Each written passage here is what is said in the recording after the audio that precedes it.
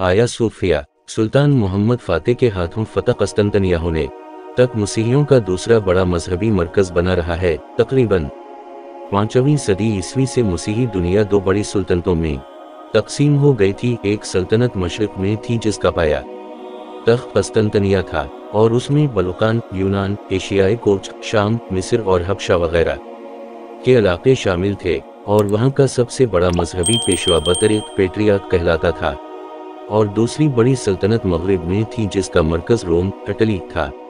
Europe का बेशतर इलाका इसी के ज़ेर नगीं था और यहाँ का मजहबी पेशवा पोप या पापा कहलाता था। उन दोनों सुल्तनतों में हमेशा सियासी अख्तलाफान के अलावा मजहबी और फ़रका वाराना अख्तलाफान जारी रहे। मगरिबी सल्तनत जिसका मरकज रोम था वो रोम कैथोलिक कलीसिया फ़रक़े की थी और मशरिक़ी सल्तनत आर्थोडॉक्स कलीसिया फ़रक़े की थी। आया सोफिया का चर्च ये आर्थोडॉक्स कलीसिया का आलमी मरकज था।